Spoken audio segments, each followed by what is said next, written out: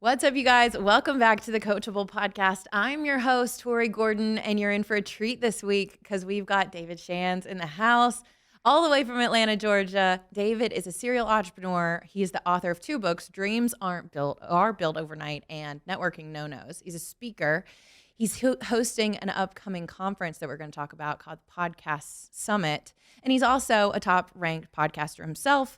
He's got the Social Proof podcast. It's doing really well. I saw it was ranked high up in the business podcast this week. Congratulations. Thank you. Welcome to Vegas. I'm happy to be here. This is impressive. Okay, I have like a podcast studio, and I'm really into the podcasting space. I've never, ever seen a podcast studio in a hotel, in Vegas, in a casino. This is beautiful. Thank you.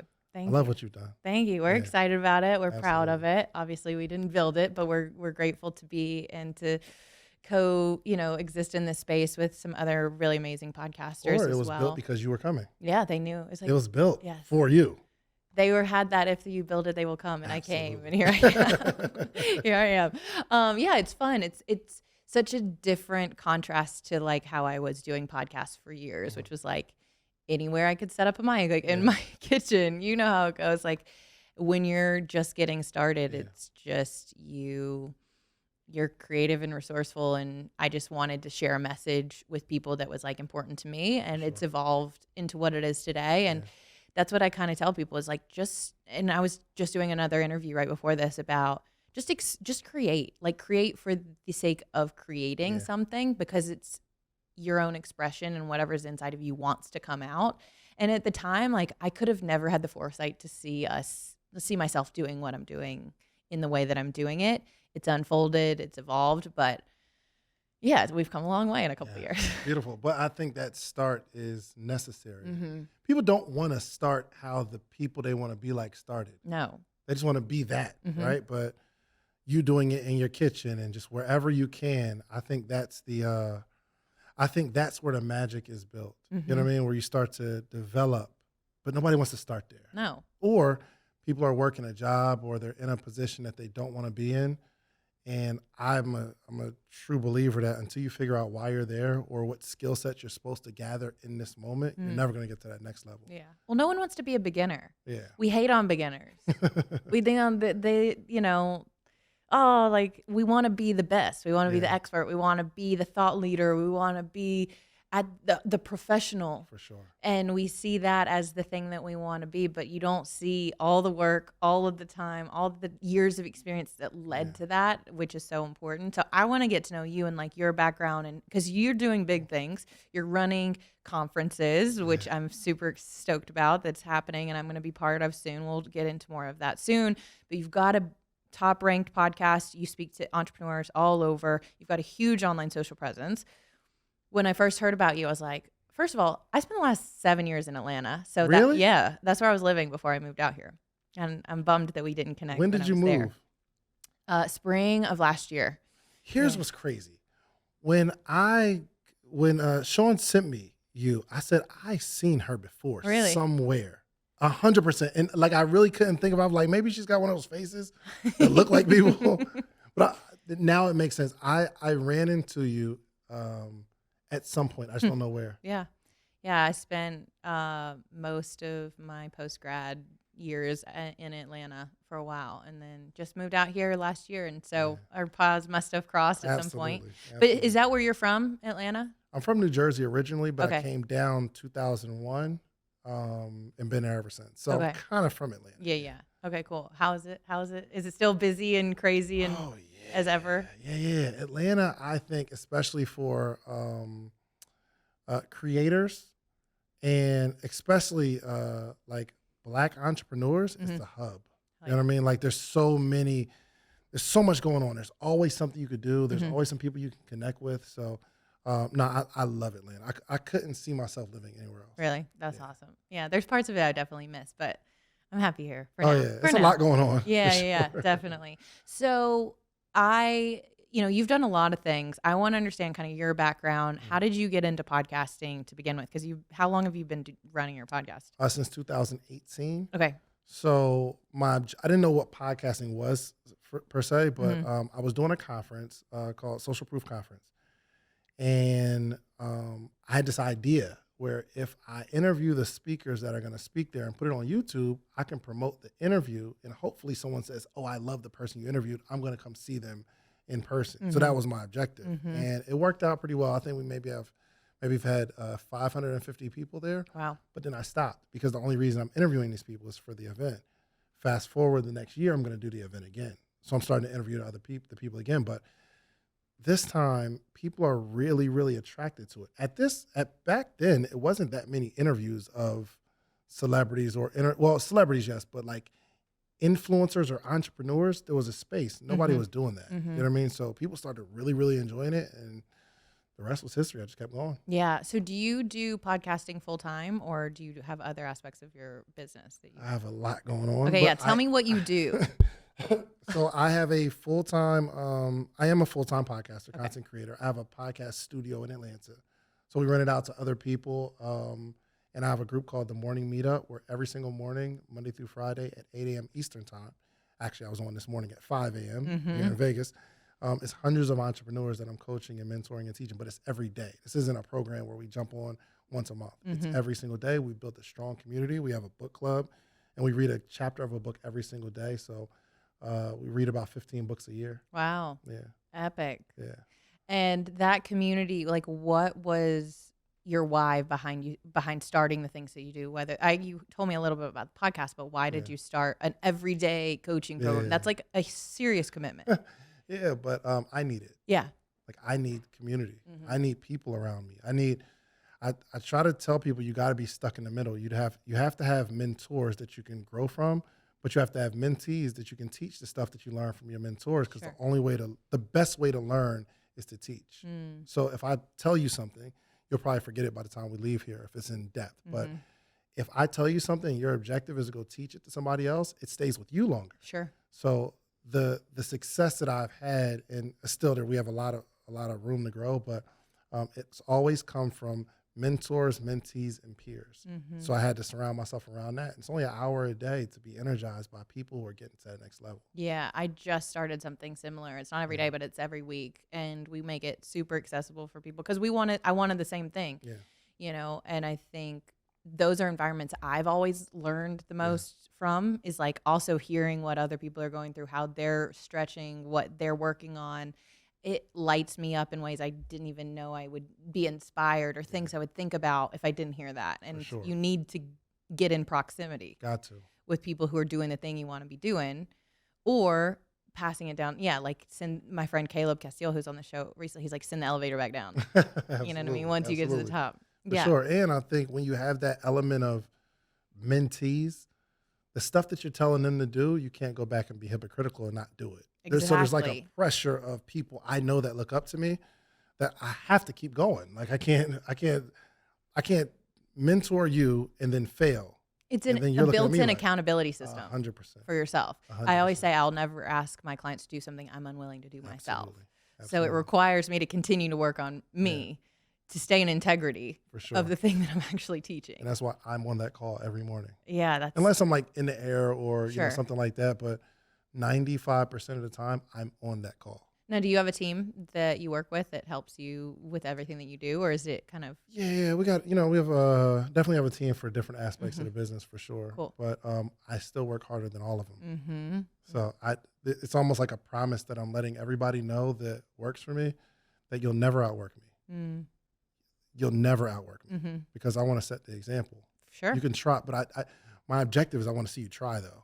I want to see you try. And I think when you set the tone of the company, people go hard because that's what we do around here. Well, that's the standard. That's it's like Nick Saban at the University of Alabama. I grew up in Tuscaloosa, and there's like the standard is excellence. Yeah. That's like the baseline to get in the door. You know what I mean? And that's part of the culture that you build. Yeah.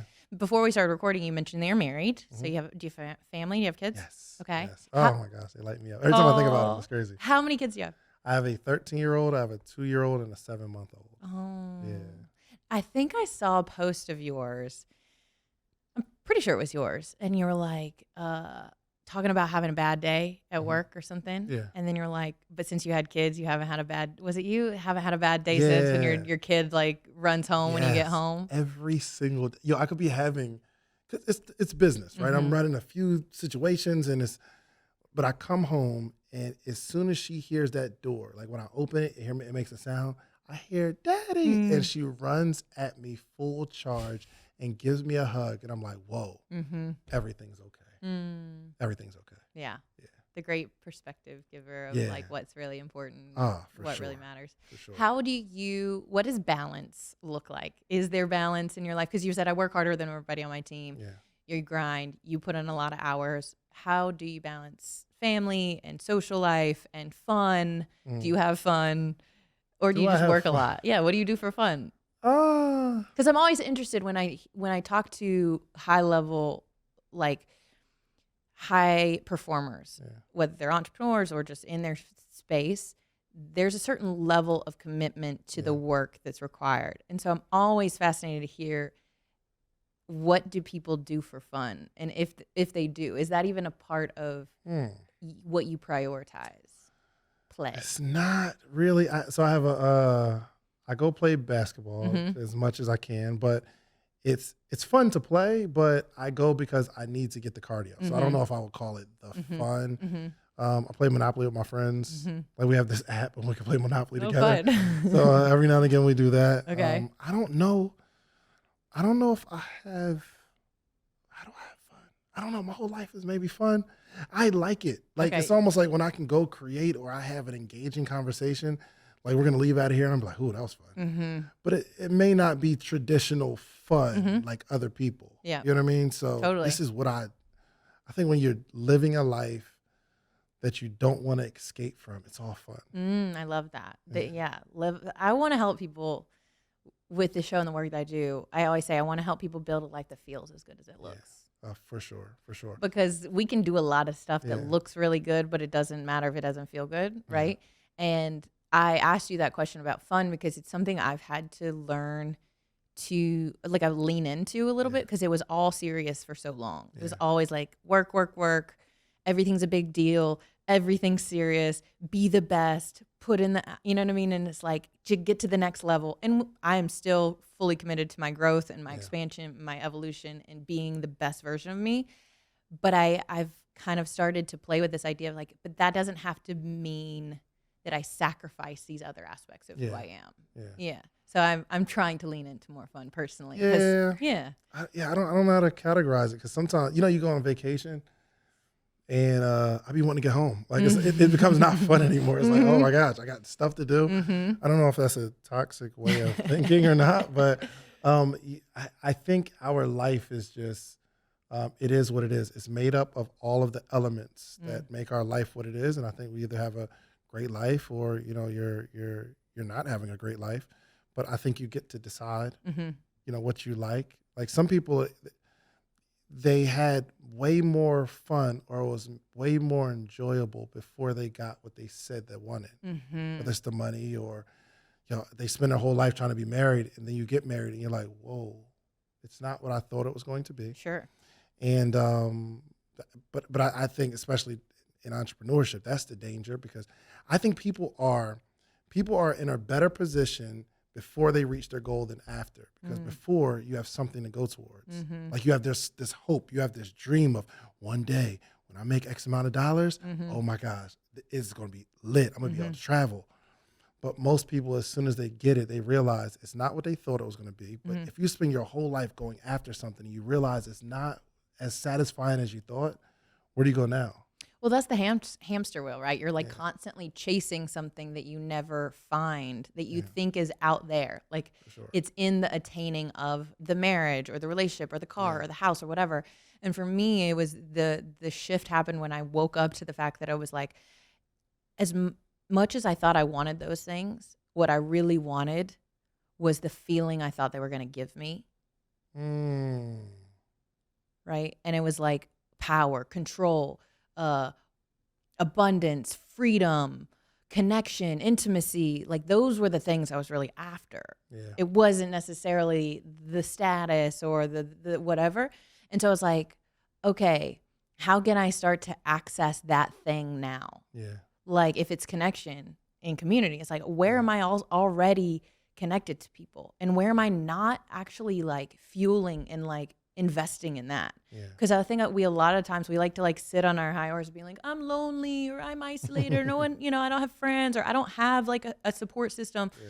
But it's like, what if you're just not investing in the people that are there, For sure.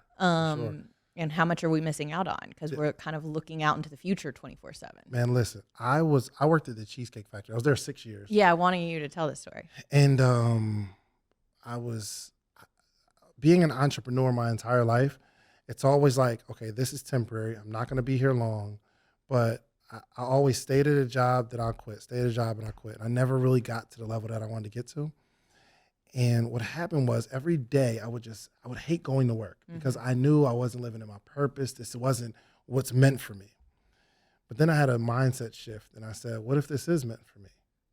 I'm spending so much time at this job, mad about the fact that I'm here.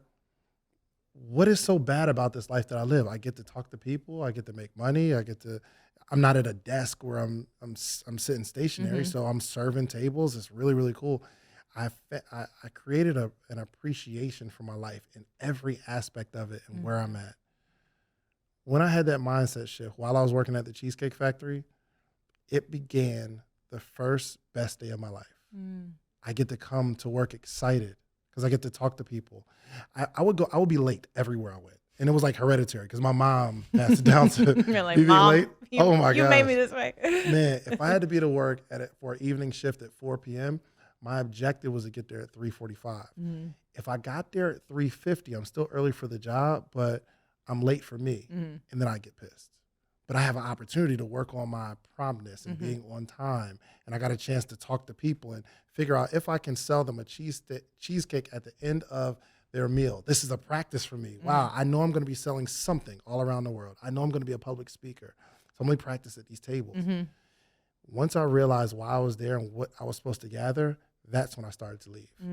But if I never got that, I'd probably still be frustrated there now, unappreciative. That's such an important point because you just hit on something that so many people probably listening to the show have experienced or are in the middle of, which they're wishing their way out of their circumstance. I wish I was doing something different. I wish my life looked different. I wish I didn't have to go to this job. I wish instead of being in acceptance of where you're at and realizing that is the like fertile ground, that's the playing ground of like you practicing who you actually want to be. Yeah.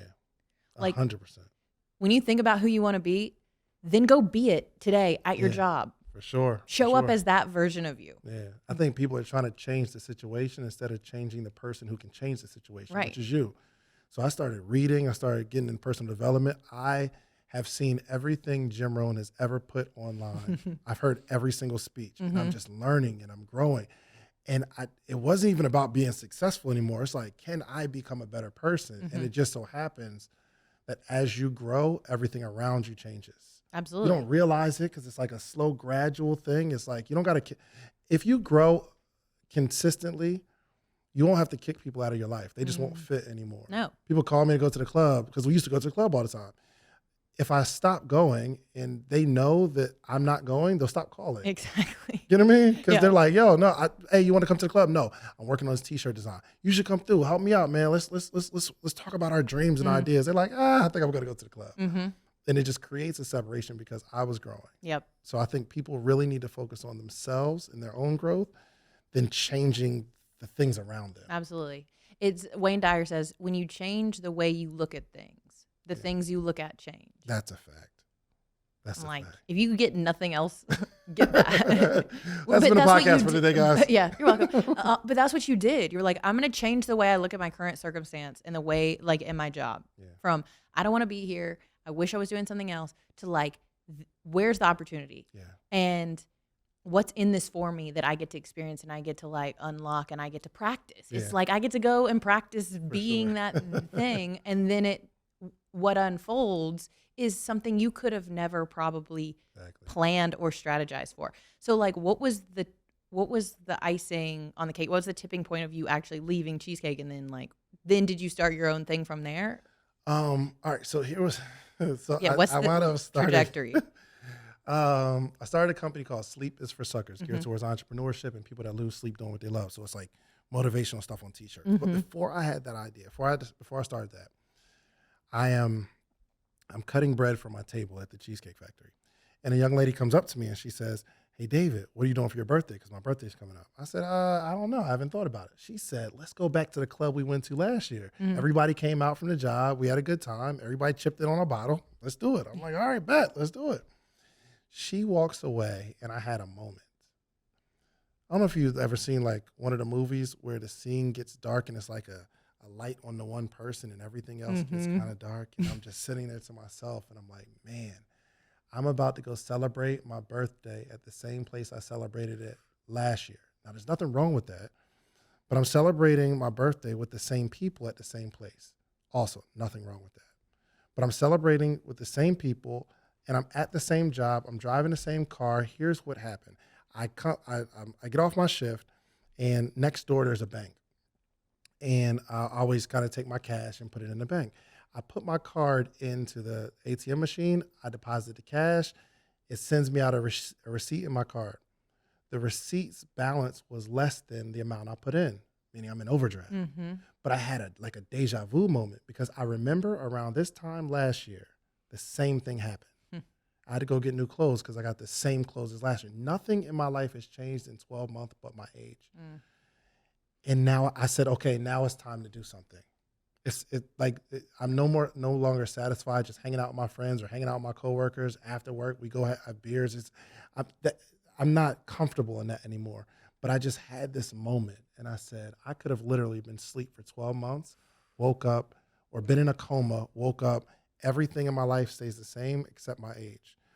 And I said, now it's time to do so. I just felt something. And I think it's these moments that you have throughout your life, season throughout. There was a million moments, but this is one that stuck out. And I said, okay, now I'm on a journey to do something. I'm still happy where I'm at, but I'm on a journey now. I'm happy in who I am and who I'm becoming, but now it's time to do something. And I started the brand Sleep is for Suckers. And 2.5 years later, I was able to quit the Cheesecake Factory.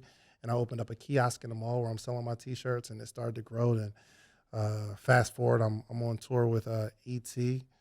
2 years later after I wrote my book, and the rest was history pretty much. Wow. Yeah. I love that story. I mean, that's super powerful because how many of us could have a similar story that's like, yo, I'm doing the same thing I've been doing for a long time, and my life looks like there's this moment where like if I keep doing the same thing I've always been doing, my future looks a lot like my past. Yeah.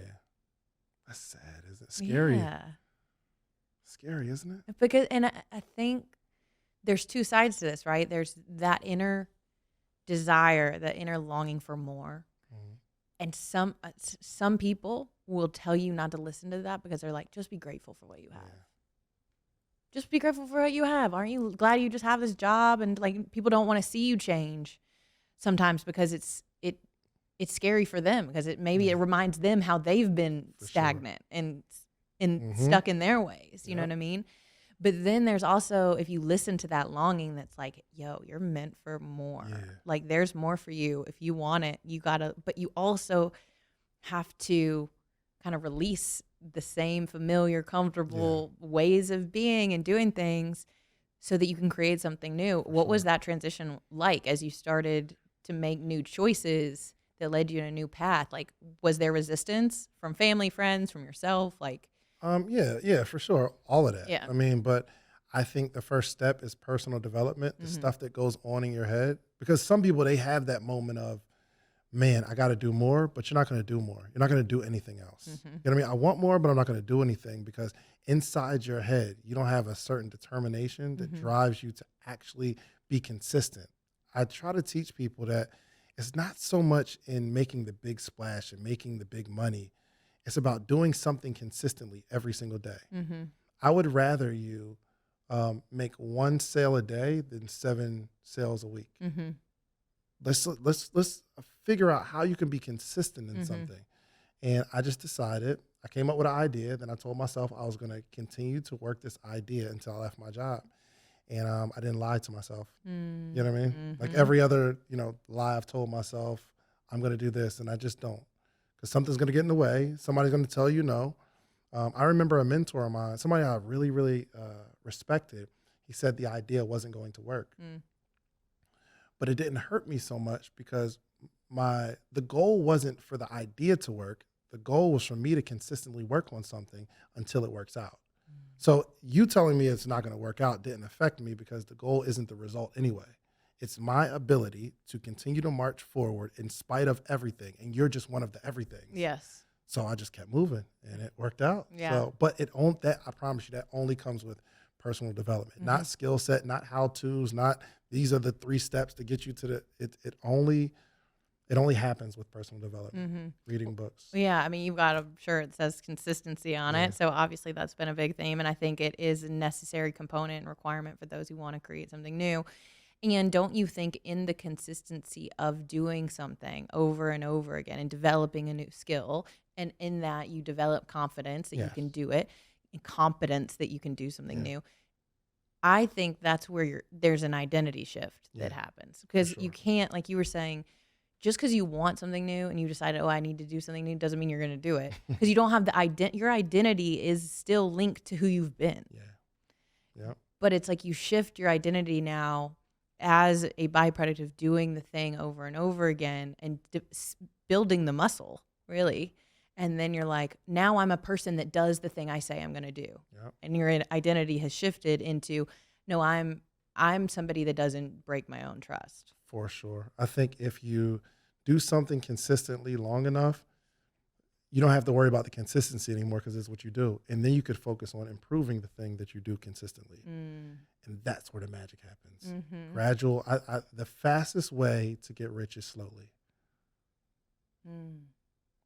Take your time. Take your time. Develop. We're all in a rush. Yeah. We're all in a rush. We were just talking about that. My breathing exercise. Yeah, I learned so much. So let me just tell y'all. Yeah. So we're doing this breathing exercise, okay? Because Tori is the breath coach. You're the breath coach, right? Okay. So I'm like, okay, let's breathe. Let's do it. You know what I mean? I never breathed intentionally before. So we do it, and she's talking, and she says, in, and I'm. So halfway through my exhale, she says, hold it. I'm like, oh, crap. I let it go. Let me get some more air. And then the next time, I know you're going to say hold it, and I exhaled anyway. And it was the wildest revelation. Just as I'm doing this, I'm like, wow, I am really in a rush. Why can't I just breathe in and hold it and see what happens and let the thing happen? Why am I in such a rush? And really, I'm probably going to be thinking about this on the plane home. That was a powerful exercise. We did 6 breaths. We just did 6 slow, conscious inhale breaths. And I got a whole book I need to write right now. But yes, it's how I say, like how we breathe is how we do life. It's like, are we in a rush? Are we holding our breath? Are we tight? Are we tense? Are we like, sometimes we hold our breath because we're panicked or we're like in a situation where we're just trying to like make it through. Or am I just really grounded, really present, just taking my time with it, letting it come, letting it go. And that's been a practice for me of learning how to become more present to like what's actually happening right here. Why am I in a rush all the time? And that there's actually so much wisdom in the slowing down. And I think we don't, in this urgency culture that we live in, we kind of are perpetually thinking like we have to do it all, and we have to do it right now. And if we don't do it right now, we're not going to get the chance, and you're going to miss the opportunity, and you got to go to the next thing, And it's like, what if I actually speed up by slowing down? There's like 2 sides to that. So I'm really big on being prompt, and if I'm not on time, I get anxiety. So like our interview's at 3. I try to get here early because I got a haircut, but like I'm looking at I walked in at 3 and I can breathe. Okay, it's 3 o'clock. It starts at 3. I'm supposed to be here at 3. I'm here at 3, right? And then even while we're doing the breathing exercises, I'm like, okay, how much time do we have until it starts, and how many times? Like these are the things that go on my, like there's a clock. There's like I have an internal clock in my head, right? And me and my wife, we like get into that all the time because she doesn't have that clock that I have. But sometimes it helps me in business in terms of, okay, I'm on time. I'm staying ahead of the game. Sure. But sometimes I need to like throw the clock away and just be here. But it's hard. So it works sometimes. Sure. But in then it other can work times, against you. it can work against me. Because like you said, all of those things, all those thoughts you're having are happening inside your head, in your mind, right? And I think a lot of leaders, when you really, really want to like expand your ability to lead yourself and then lead other people too, there's this shift that happens into like, I also have to be connected to my body and to my heart, not just my mind.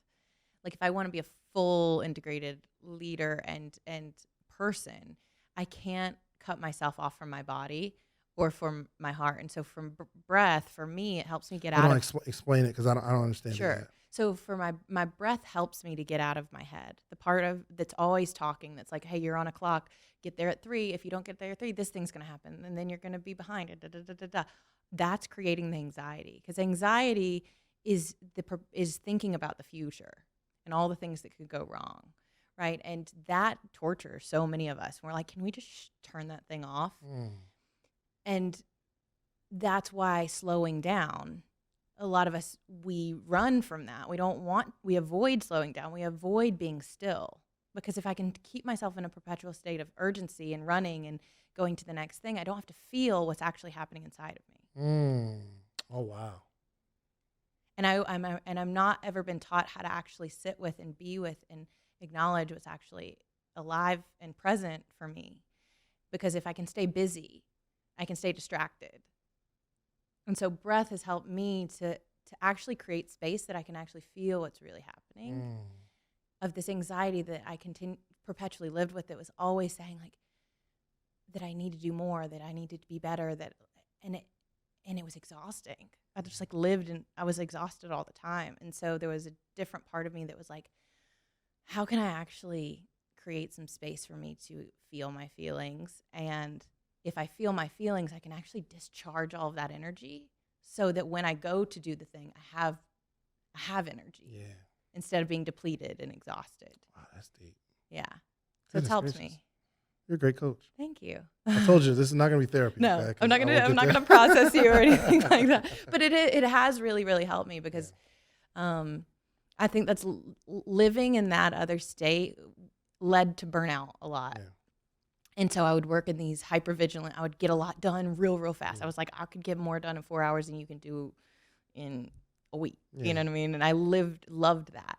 But again, it's that kind of slow down to speed up. How can I bring more substance to what I'm doing, that actually makes a bigger impact in the time that I spend with you? Even if I spend 5 minutes with you, I want it to make a meaningful impact than just being like, I'm here and then I'm gone. Right. You know what I mean? Here's my conundrum, because we kind of tell people to slow down and kind of and process what's happening and live in the moment, but it was that urgency that allowed most people to build the thing that they built. Totally. And now it's kind of like, okay, slow down and be in the moment. So what is your perspective on that in terms of I need to make a change? Okay. Should we just start laying the foundation of being centered and being present, or do we create this hamster wheel where we get accustomed to the grind so that we can build it and then maybe later slow down? Yeah, I think they're both useful for me at different seasons of my life, right? So when I think about what you just said, I also think about it in terms of motivation. So I think of motivation as there's like 2 types. So away from motivation and towards motivation. So when I was in like in my corporate job, and then I left and started my podcast, started my coaching, all of that, I was in an away from I was trying to run away from an experience I didn't want to have anymore. Instead of running towards something that I wanted to create. Yeah. And so I think sometimes we're trying to avoid pain, and so we're running away, and that is creating urgency. It's like, I got to make change. I got to change now, because this thing is so painful. I cannot continue to like operate in that way. Yeah. And so in that way, it's like, it's useful and it's helpful, but I think there's a threshold that you get to at some point. You're like, okay, now this is dipping into this is taking more energy from me than giving me energy. And so for me, it was like, okay, now how do I resource and find things that allow me to help me stay filled up so that I have something to give? Yeah. Wow. Instead of feeling like, oh, I'm just like because I found at a point I was just repeating myself, the same thing I'd always said. I was like living on stale information and stale shit that I had learned years ago. And it was like, I didn't have anything new and inspired because I was just living off the past. But I had to go back to feeling what's true for me, what's alive for me, slowing down so I could find new inspiration, learn something new about myself, and then teach that. Ooh, you have a book? No. Hurry up. It's on it's on the way. For sure. It's on the way. Yeah, so you teach a lot of people how to do similar stuff that you do with the podcast. You got the podcast summit coming up. Tell me about that because I'm excited. Oh yeah. Where did this idea come from? Why now? For all of my life, I've done entrepreneurial conferences where you're giving people an opportunity to learn and grow different aspects, whether it's real estate or stocks or, whatever these different business ideas are. But I really, really think that podcasters will be the next influencers.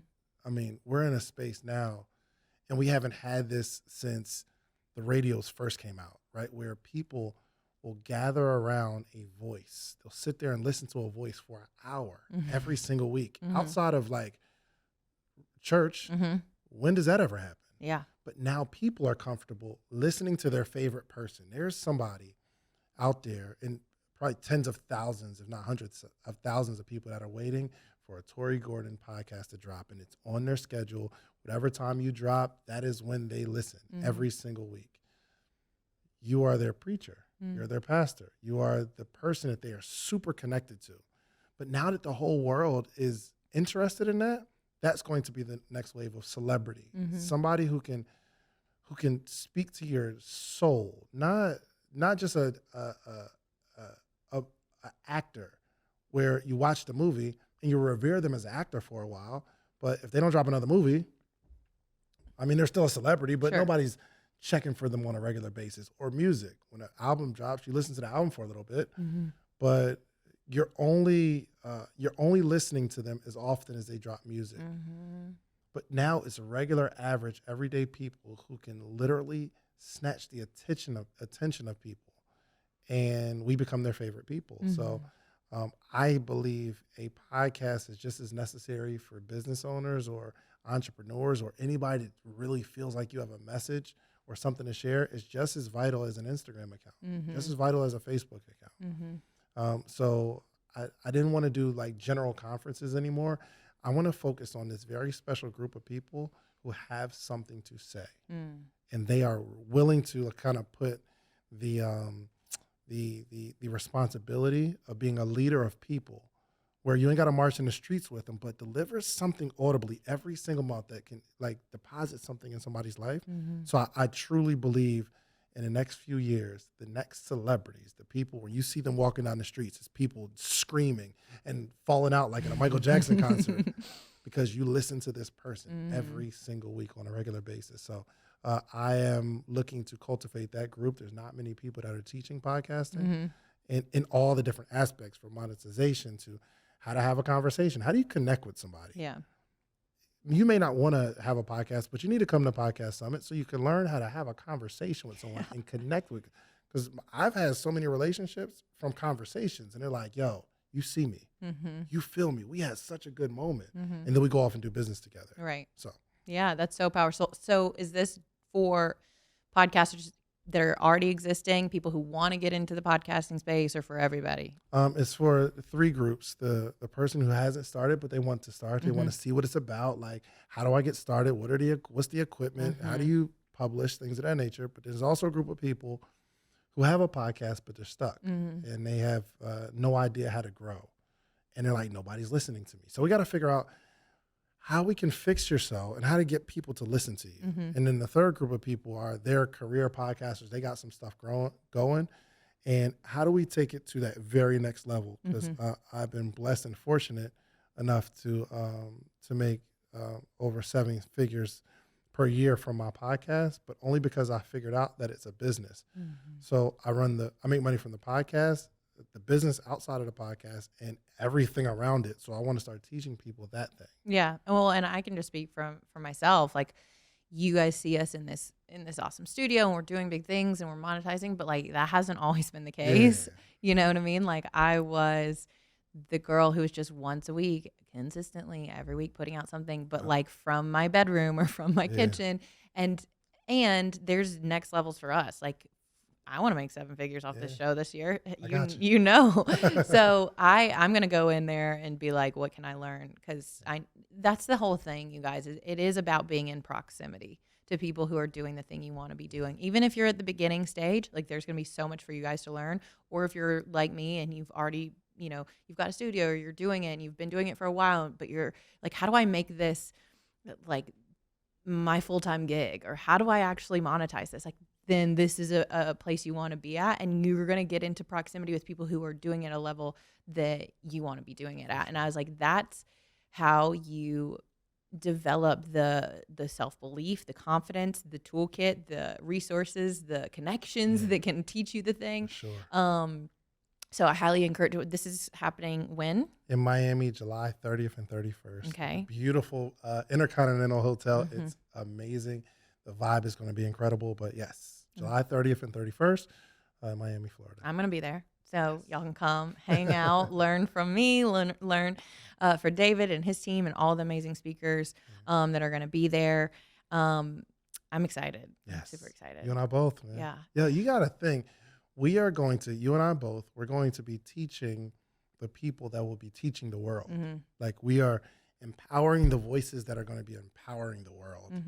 That's a huge responsibility. It is. Somebody's going to take something you say and actually do it, and it's actually going to work, and they're going to be the leader of hundreds of thousands of people. You've got to feel good about that. It is. Well, and when I think about that, there's no metric that you can use to measure that. There's no way to quantify your impact in who actually is going to hear the thing and use it and then go out and change the lives of hundreds of other thousands of people. You know what I mean? But it's when I think about the woman whose podcast I listened to in 2018 that I connected with so deeply that literally helped me change my life. That was a godsend miracle. She was one of those voices that helped me when I was at a crossroads in my life. And I was like, I need somebody to speak into my life and tell me there's another way. And I heard her, and it was a trickle down effect. And it was like, oh, if she can do it, maybe I can do it. 100%. Yeah. And it gave me this reference point for something that before I was not even on my radar of possibility of things I would be doing, right? And she'll never, outside of me saying that, she doesn't know that made such a difference in my life and has literally changed the trajectory of my future. But it's real, and that's what you're doing and is happening. Man, you having something to say goes so many levels deep. You again, like you said, there's no way to quantify it. So listen, Jim Rohn didn't know that I listened to everything he's ever said. And he doesn't know that he's changed my life. And he doesn't know that I've used some of the things that he said to other people to help them change their lives. And who knows how far that goes, right? Yeah. So, and I think that if you feel like you have a special message, there's somewhat of a responsibility to go share it with other people. I agree. You've been given a gift that you should share with other people. So I'm excited. I really, really am. What goes into building or creating or hosting something of this size? Like, how's the? I'm sure you're working hard. A lot of time, a lot of energy, a lot of money.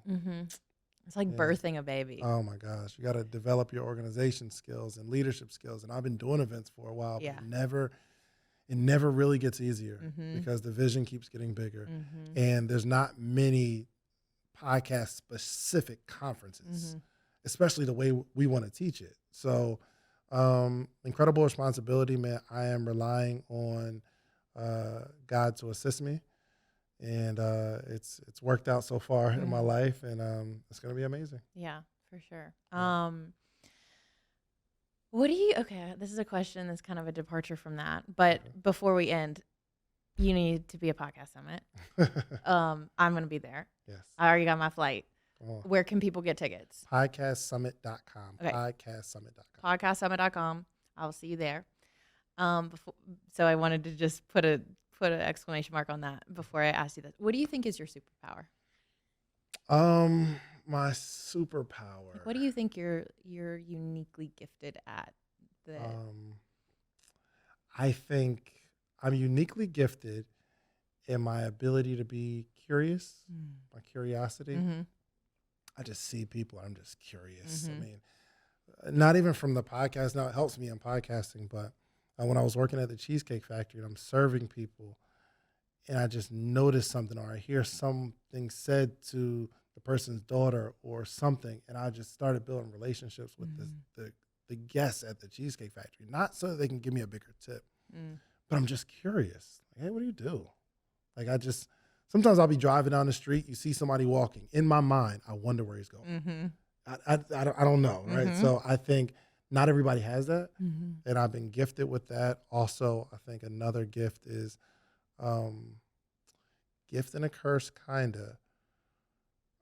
I'm not rattled by anything. But the challenge is I don't have high highs and I don't have low lows. So like after this podcast summit is an amazing success, it's not like I'm like, yes, this was amazing. It doesn't work that way. It's like, man, ooh, that's over. That was amazing. Everybody had a great time. What am I doing tomorrow? So I don't know. I honestly don't know how to celebrate. So that the way it works for me is nothing can really get me down because I've been through worse, and I'm super grateful for everything I have. And if God takes everything away from me, I will say, at least I had it for a little while, or I'll be grateful for whatever I have right now.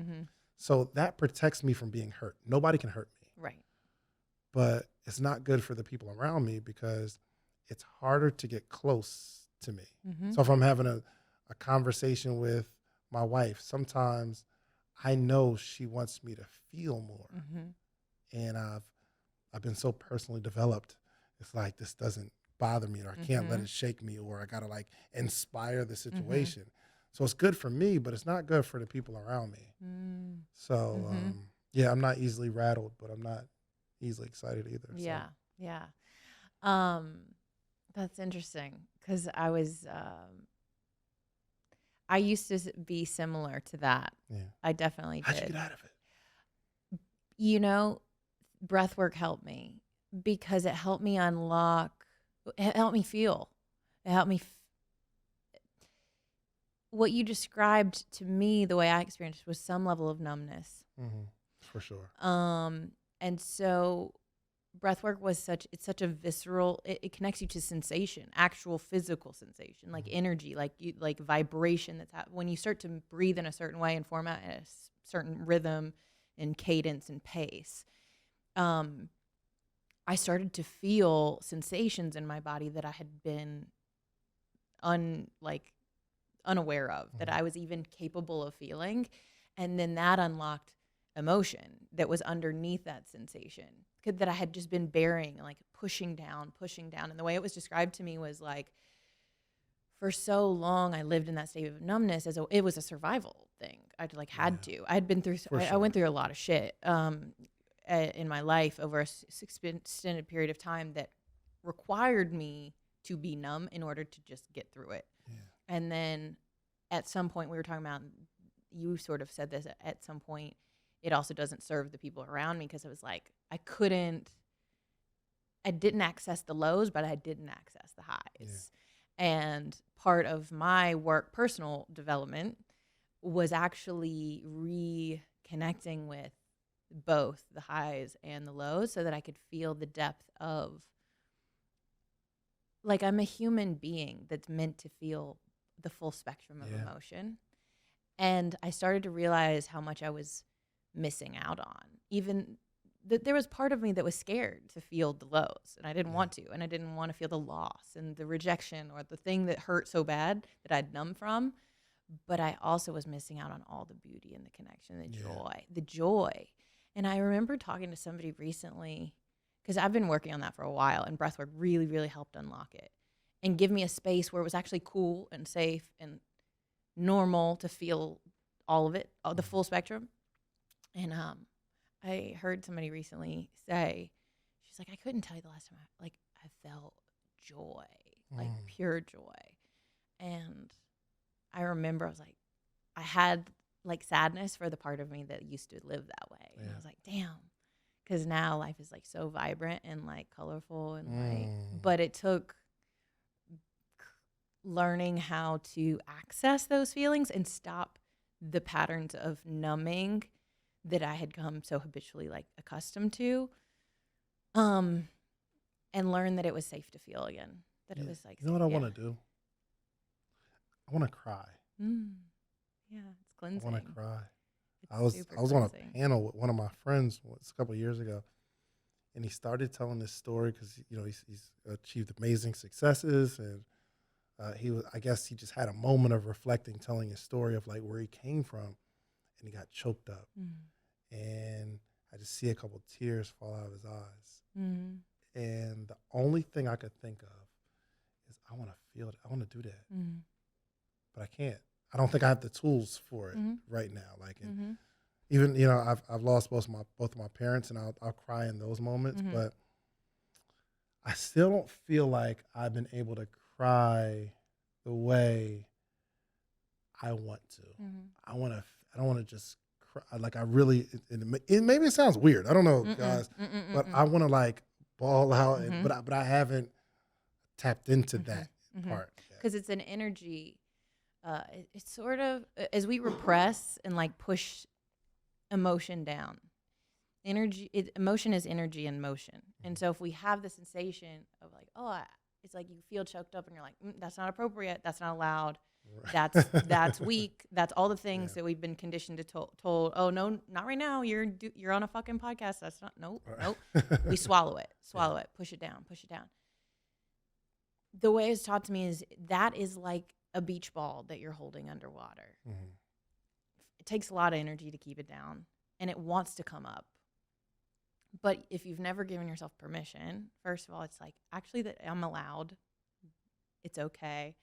But two, when we're processing emotions from our mind, we're actually not feeling them. I was actually just having a conversation with somebody. We're thinking about them. I'm such a strategist. It's like, how do you feel? And you're like, you think about how you're feeling. You don't feel it. Yeah. You're like, oh, no, actually let me go into my body and into my heart and feel what I'm feeling instead of thinking about the emotion. Yeah. Those are two different things. And so bridging the gap between the mind and the body, for me, that's like the biggest journey people have to take, is like out of your head and into your heart. Most people live their entire lives in their head. But there's a softness that happens when you like drop in and you're like, what's really there? If I'm actually honest. Yeah. And maybe there's like this part of you that's like sad that you've been disconnected from that part, that hasn't felt like it's okay or hasn't given yourself the space to do it. And I think my cover up is I don't want to be the person that cries all the time either. You know what I mean? So, but I want to just have a little bit. Like, let me cry a little bit. Because there's a story there around like, I don't want to be the guy that cries because I make that mean something. Because if I am, then what? What does that mean about me? Even by myself. I mean, I haven't even given myself that permission. I don't even know why we're talking about this. No, but this is shit I love. Let's just talk about what's real. For sure. So, like, even just to myself, I don't know what it is. And it's like, is being too positive a good thing? There is such thing as toxic positivity. That's quite a conversation to have. Yeah. It's another way that we avoid feeling pain. I think there's a lot of ways, right? Like distraction, toxic positivity. Everything happens for a reason. It's all good, as a way to defend ourselves and talk ourselves into being okay when we're not okay. For me, I did that a lot. It's like the next best thing. It's not a good thing to talk yourself into, like, say you're not okay. You got to like talk yourself into being okay. That's like me going to bed at night when I was in a relationship that I wasn't meant to be in, that wasn't relying for me, and going to bed and talking about, you are happy. This is the guy for you. You know what I mean? It's like, I'm not going to have to talk myself into what's true for me. Yeah. And I think for me, it became like, you said, you said something so profound earlier that I know is going to help a lot of people, and I know it helped you in the moment. You said, I didn't lie to myself. So I was like, where am I lying to myself and to other people about how I am actually? As a form of wearing a mask that everything's good and I've got it under control and I'm the boss and you can look to me, because what if I'm not? And for me, my whole, like, the reason I started this podcast, the reason I do the work I do is because I came to a point where I was so tired of being, I lost my mom. You said you lost your parents. I lost my sister, my mom, 3 grandparents and an uncle in a short amount of time. Like, basically it's just me and my dad. And I lived through a F4 tornado. So it's pretty brutal. And everybody would be like, Tori, you're so strong. Like, how you get through it? And I kept everything going. Like, I was still excelling in school, then excelling in business, continuing to get promotions, bought a house. Wow. Life looked good, dated the Major League Baseball. Like, I was doing the things despite all of the shit. And then, but I was empty. And I was like, I feel like I have a life that looks good, but I am lying to myself and other people about how happy I really am. And so then I had to, like, figure out, how do I start to integrate how my internal world with my external world? And that's been the journey I've been on for the last several years. Yeah. I think life is a journey. Like, you never arrive. Mm-hmm. You know what I mean? You never arrive. And I do my very best to be as transparent as possible. My objective is not to come off as a superhero. Even though I lead people and, I want to be influential, my objective is to show people, like, yo, bro, I'm just as messed up as y'all. Okay. What's real, and whoever you think is looking like they got it all together, they're the worst ones. You know what I mean? So there are some things that I'm struggling with just like everybody else. And I don't care if it's, the success, the notoriety, the money. It's not like the problems like lessen, they just change. Like, there's going to be another challenge for you.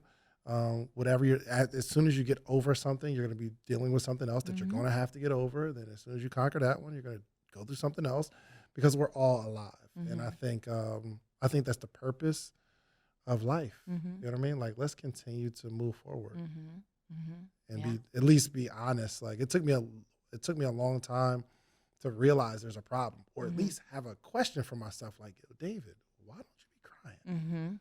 Why don't you cry? Like, people talk about it. I interviewed B. Simone. She was like, yo, sometimes I just wake up and I cry. She's like, yo, I cry at least once a day. Like, I just get it out. And I'm like, that's so cool. It's a release. Just like an orgasm is a release. It's like a release of energy that wants to come out. And once I realized that that's a normal process.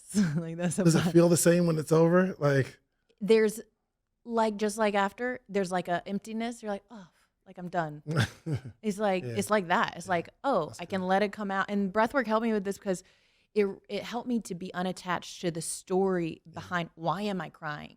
Like, because when you breathe, and there might be emotion that's like you're unlocking emotion that's been stuck in your body that you've just been carrying around. Like, and it can manifest as, like, tight, like, you get headaches, you have autoimmune, you've got depression, you got different things. And so some energy will just move and release, and it'll have an emotion, and maybe you start to cry, maybe start to laugh. And what I realize is, like, I don't have to be attached to the story. We get so attached to, like, the why am I crying? What does that mean about me? And that means this. And to me, it's like, no, it's just a natural biological process that is energy moving. And now I'm not judging it as right or wrong or bad or good. It just is. And it's allowed.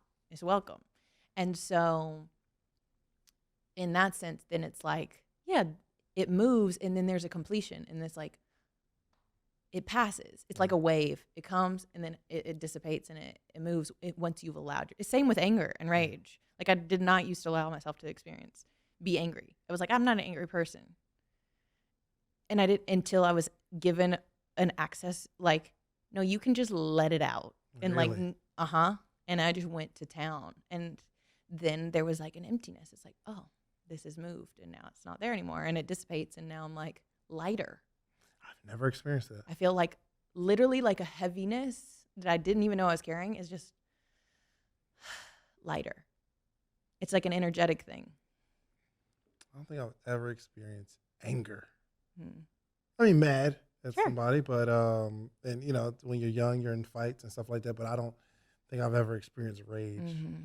Yeah, it's enlivening because it's also like a powerful force. It's like also a creative force too. So I've learned to like work with my emotions. Even the guy that was just on the show right before you, he was helping me go through a process where he asked me to just become aware of the sensations in my body first and like say it out loud. So I was like, I feel tightness in my lower back, like I'm on my cycle, so I feel like pressure in my like lower abdomen.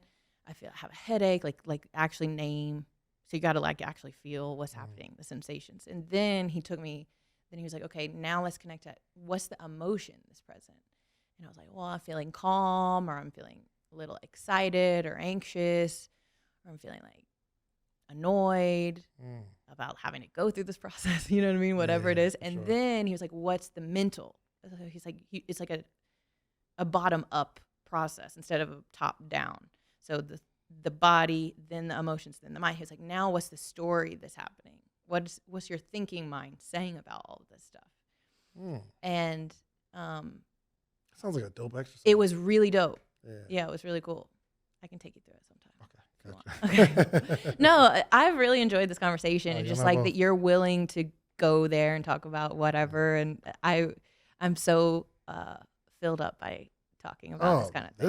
This was super helpful for me. Oh, Man, good. oh my gosh, you're giving me so many things to think about on the plane Oh, good. and feel. And as you were talking, I'm like, I'm gonna try to feel stuff. Yeah. So I close my eyes and feel. Well, this is what I do. So if you ever want support, that's what I do. But I think this is really helpful for people because you are not alone. Most people are living in some sort of similar state, and I was too for years and years and years. And so this has been my evolution of my own personal growth of learning how to like lean into new things like this. So I'm glad that you're so open. You're a phenomenal. I don't want to just call you an interviewer, but a connector of people. Thank you. And I think it's a really special thing when you can create a moment in a conversation, like you can create a feeling. So I think that's what's missing from a lot of people who have platforms. There's no feeling, there's no moments, right? Where it doesn't have to be talk. It could be sometimes there's a moment of silence where you say something, you look at me, and I look at you like, did you feel that? I felt it. Yeah, did you feel that? Yeah. Absolutely. Yeah, no, you're phenomenal what you do. You really are. Thank you. Thank you for trusting me to be part of Podcast Summit. Absolutely. And giving me that opportunity and invitation. I'm excited to be part of your community and learn about what you're doing and continue to elevate the conversation around podcasting because you're so right. Like people need we gravitate to people we like, know, and trust, and podcasting is one way you can develop that with an audience. And I and you have messages that we are really excited about sharing with the world, and I know that people listening also have something like burning inside of their hearts that they're like, I wish I had the courage to share it or say it. And if you come to Podcast Summit, like you're going to be encouraged and inspired by other people who are doing this to like get it out there because you never know who it's going to impact. Is there anything else that you're excited about or that you're working on you want people to know about, or how they can find out more about what you're doing online or where you hang out on social media? Yeah, absolutely. Just follow the Social Proof Podcast. We have really, really good conversations around entrepreneurship and progression and motivation and becoming the best version of yourself. So go to your Apple device or Spotify and just type in Social Proof Podcast. You can also check out the Morning Meetup. We're on there every single morning with a community of people from all across the country every single morning, 8 a.m. Eastern Standard Time. So that's themorningmeetup.com. And yeah, man, just come to the Podcast Summit. I want to see you. I want to hug your neck. I want to meet you in person. Yeah, absolutely. This has been such an enjoyable conversation. Thank you for making it all the way out to Vegas. You're welcome back anytime. This is always an open invite to people that come on the show. You guys, I hope that you will take action on something that you learned today, or that you will leave inspired by this conversation, and just David's willingness to be open and vulnerable and share what he's been through and how he's been able to get to the point and the success and the level that he's at. I promise you, the people that I interview, they don't get there by thinking about it, wishing for it, dreaming about it. They do something with that. And they harness that focus and that intention and that dedication into a consistent practice. And I hope you do the same as a byproduct of listening to this show, that you'll share it with a friend and that you will leave us a rating and review. That is the best way you can say thank you. So I say thank you in advance for your contribution to continuing to let this show grow and reach more people. I love you. Thank you for being here. We will see you next week on the Coachable Podcast.